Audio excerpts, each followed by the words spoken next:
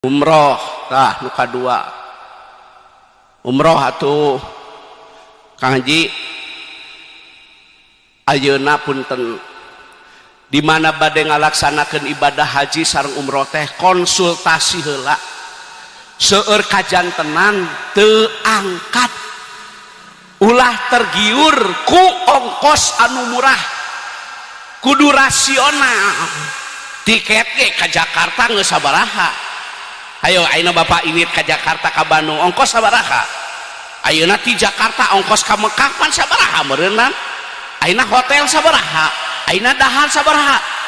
Ayeuna murah? Or, teh kumaha cari untungna?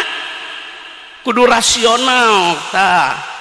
Tatanya ka kantor Kementerian Agama, bisi izin operasionalna geus ditutup karena travel ini bermasalah gitu.